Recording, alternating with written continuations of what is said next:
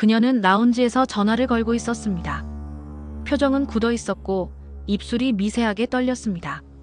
그리고 그게 마지막이었습니다. 2011년 3월 22일 멕시코 태평양 연안을 항해 중이던 디즈니 크루즈 원더호. 승객 수천 명, 승무원 950명이 타고 있었지만 단 한 명의 이름이 그날 모든 방송에서 울려 퍼졌습니다. 레베카 코리엄, 24세, 영국 채셔주 체스터 출신의 여승무원. 밝고 사교적이며 모험심이 강했던 그녀는 디즈니 원더 크루즈에서 아이들을 돌보는 일을 해왔습니다. 누구에게나 미소를 지어주던 그녀는 그날 새벽 모든 사람의 눈앞에서 흔적도 없이 증발해버렸습니다. 마치 유령처럼 사라져버린 것입니다. 사건은 새벽 5시 45분 선내 라운지에서 시작됩니다. CCTV에 찍힌 그녀는 남성용 회색 후드티와 반바지를 입고 무선 전화기를 귀에 댄 채 서 있었습니다. 짧은 통화였지만 그 통화는 몹시 심각한 분위기였음을 짐작케 합니다. 그녀의 표정은 굳어 있었고 불안감에 고개를 끄덕이거나 괜찮아라는 듯한 입모양을 반복했습니다. 누군가 다가가 괜찮냐고 물었지만 그녀는 괜찮다고 답하며 전화를 끊고 서둘러 자리를 떠났습니다. 하지만 그 목소리는 기록되지 않았습니다. 누구와 무슨 이야기를 나눴는지는 지금까지도 철저히 베일에 가려져 있습니다. 통화를 마친 뒤 그녀는 복도를 따라 사라집니다. 그것이 그녀의 마지막 장면이었습니다. 그 후 그녀의 신용카드 사용 내역은 끊겼고 선내 모든 출입 기록에도 이름이 찍히지 않았습니다. 즉 그녀는 배에서 내린 적이 없었습니다. 거대한 선박 안에서 그녀는 마치 공기처럼 사라져버린 것입니다. 디즈니 측은 즉시 전 승무원에게 방송을 내렸고 선내를 샅샅이 수색했습니다.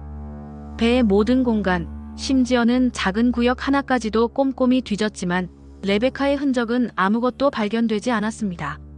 곧 바하마 국적의 선박 규정에 따라 바하마 경찰 한 명이 배에 탑승했습니다.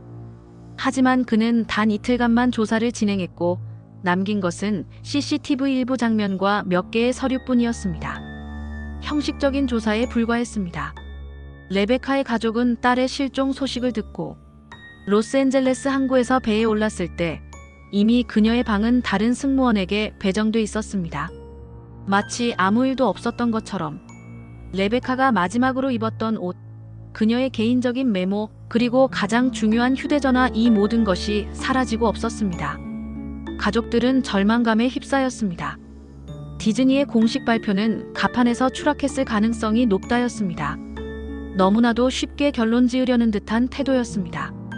하지만 이를 뒷받침할 목격자는 단 한 명도 없었고 그날의 날씨도 비교적 잔잔했습니다.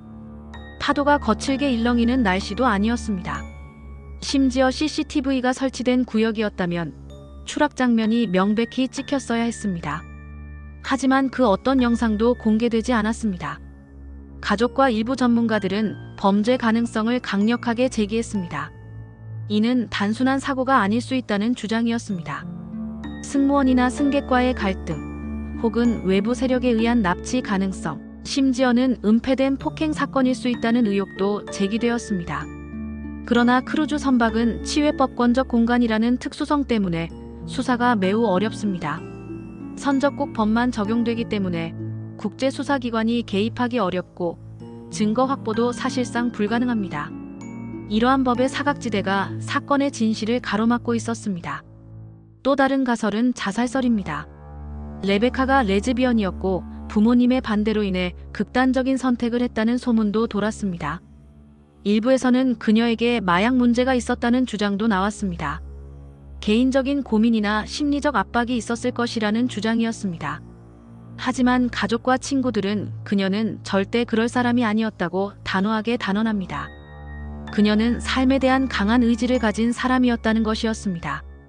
그녀를 아는 모든 이들이 이 가설에 반대했습니다. 혹자는 의도적 실종설을 말합니다. 즉 레베카가 스스로 모습을 감추고 새로운 삶을 시작했다는 것이죠. 그러나 망망대해 한가운데 있는 크루즈에서 몰래 빠져나가는 것은 거의 불가능에 가깝습니다. 더욱이 육지에 발을 디뎠다면 그녀의 신용카드나 여권 사용 기록이 남았어야 했습니다.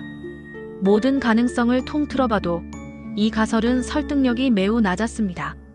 결국 사건은 사고사라는 애매한 결론과 함께 종결되었습니다. 하지만 유족은 지금도 그 결론을 받아들이지 못하고 있습니다. 그들은 진실을 알기 위해 끊임없이 노력하고 있습니다. 그녀가 실종 전날 밤 심각한 표정으로 가판을 한참 동안 바라보고 있었다는 동료의 증언. 마치 누군가와 깊은 대화를 나누는 듯한 모습이었다는 목격담도 있습니다. 울고 있는 것 같았다는 한 승객의 말. 그리고 디즈니 측이 공개하지 않은 미지의 CCTV 영상이 있다는 소문. 이 모든 것들이 사건의 미스터리를 더하고 있습니다. 이 사건 이후 국제해상법의 허점이 세상의 만천하에 드러났습니다. 바다 위를 떠다니는 거대한 도시에 적용되는 법률의 모호함은 수많은 의문을 남겼습니다. 2000년 이후 전 세계 크루즈에서 실종된 사람은 300명 이상으로 추정됩니다. 그중 상당수가 레베카처럼 끝내 돌아오지 못했습니다. 미궁에 빠진 채 영원히 사라져버린 것입니다. 라운지에서 전화를 걸던 한 젊은 여성. 그녀는 평범한 하루를 시작하려 했을 뿐이었을 겁니다. 하지만 거대한 크루즈는 목적지에 도착했지만 그녀는 돌아오지 않았습니다. 그녀는 바다에 삼켜진 걸까요? 아니면 감춰진 누군가의 손에 의해 영원히 사라진 걸까요? 이 이야기는 단순한 실화일까요? 아니면 당신의 가장 깊은 상상 속에서 펼쳐지는 악몽일까요? 어쩌면 이 이야기는 아직 끝나지 않은 미완의 미스터리일지도 모릅니다. 무엇이 진실인지, 그리고 레베카 코리엄은 과연 어디로 사라진 것인지, 우리는 여전히 답을 찾고 있습니다.